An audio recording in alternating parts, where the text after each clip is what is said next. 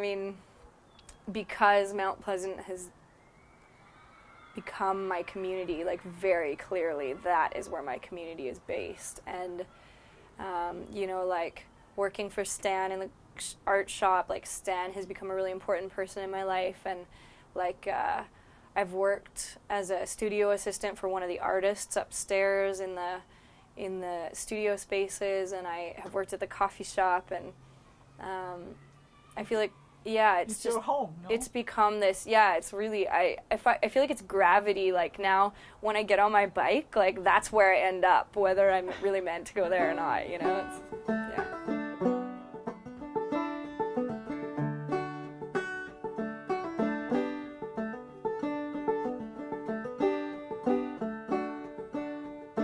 We take the winding road across the island today. There's sun on the bay, there is sun on the bay. The feeling's mighty fine and it's spreading like a fire. It's too hot to hold, it's getting too hot to hold. So we go, we put it in our mouths, our teeth and our tongues push it out. Communities are built by individuals but maintained by themselves, and to me, I felt unfulfilled in Vancouver until I had a community, and now I feel fulfilled and generally happy. 'Cause everything gets too big to say.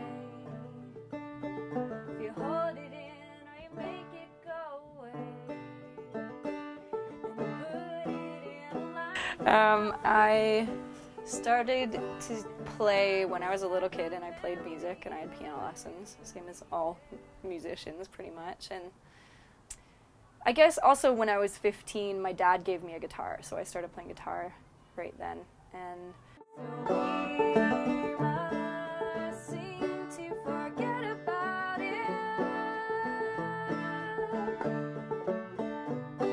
and we must seem to remember it.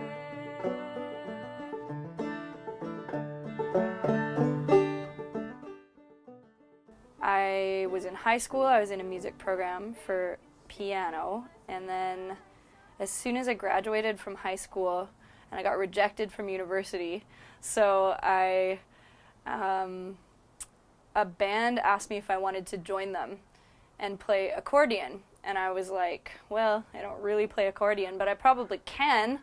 So I joined a band and went to the US for almost a year. I just followed guitar. I got really into folk music at the same time as I got into rock music.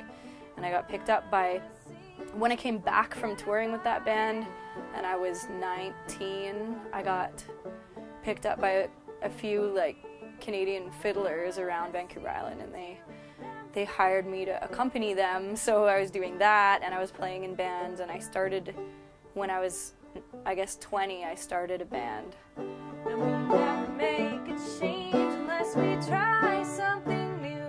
So I'm trying you, yeah, I'm trying you. I remember thinking when I first moved to Vancouver, I was like, I don't understand these people that I see on the street, and I'm never going to get to know them. Like, I'm never going to understand these people, and they're never going to understand me. I remember having these thoughts that were like really just dark. And why? And I think coming from the island, it's a very like sheltered, protected city, and I grew up in the woods outside the city too, so I think that made me even more like a little bit soft. And then coming here, and people, like, at first they're just not open, and the thing is that you have to like win them. This is what I find about Vancouver, and maybe it's the same with big cities everywhere. I don't know, this is the only big city I've ever moved to, but that you have to kind of crack people open, but once you crack them open, they're like an incredible wealth of inspiration. I let loose the hounds, although I said I wouldn't do, 'cause I'm a sentimental fool. I'm a sentimental fool. 'Cause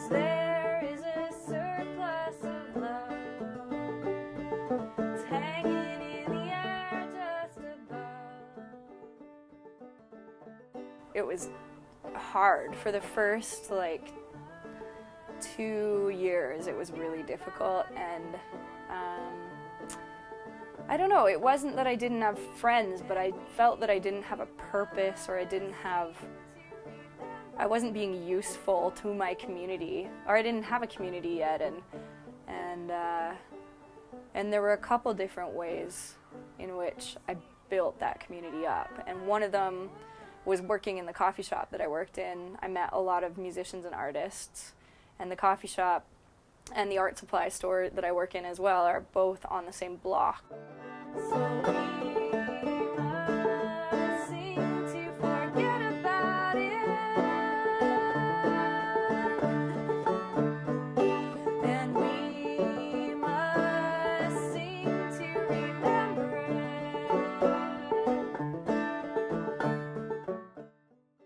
I had these 3 friends who have a house in Mount Pleasant, and they're like my best people in Vancouver. They still are.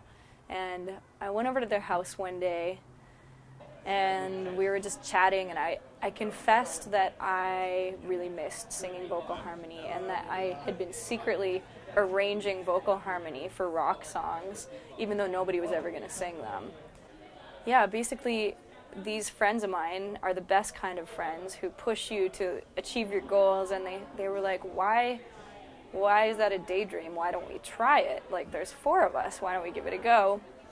And I was like, no, I couldn't do that. And then they basically pushed me to do it. So I think the first practice, maybe we had 8 people.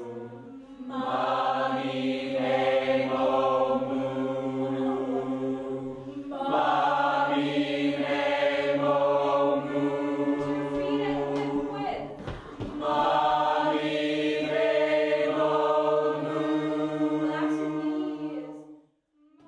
week we had all told a couple people about it, and then we had like 16 people the next week, and then like the next week there was like 20, and then so it stayed at about 20 for quite a long time. It had this like pretty committed group.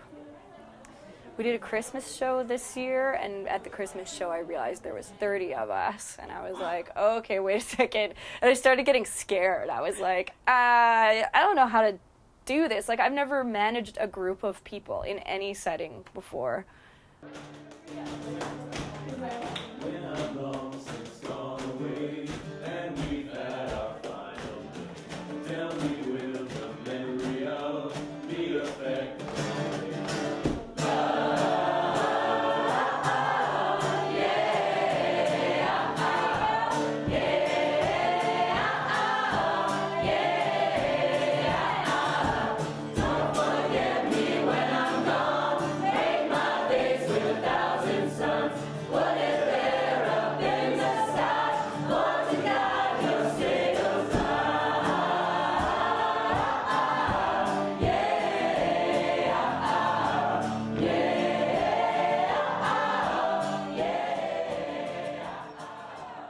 Yeah, and especially at the beginning of the choir really helped me.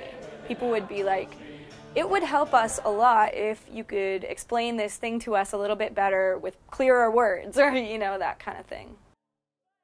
Yeah, so, but do you know what I mean? Like, once you have that, you're kind of like, yes. Is the same, and then, I don't know, I feel like once you're in, it'll be okay. So, you're just kind of waiting for it for so long. Maybe half of them are my friends, either from before the choir or we've become friends since the choir. Like, we tend to go out for beer afterwards. Like, a lot of us will go out after choir and drink together, and really supportive. And, you know, when, like, I have a gig tomorrow night, and probably not tomorrow night, Monday night, and a lot of them will come to my show, and a lot of them do other things, and I try to go to their other things. So yeah, it feels like family. Fashionable, fashionable people. Fashionable, fashionable, fashionable people. Fashionable, fashionable, fashionable people. want to be involved in something like a choir, which is not very cool. Like a choir in general, choir is kind of like people think of like, ooh, you know, then like, I think people who want to be in a choir have a little, like, they are secure in themselves. They're like, I don't care if this is cool or not. They just show up. And so I kind of wanted to make choir cool to younger people, but I would really welcome a bigger demographic in the choir. I would like some older people and some younger people.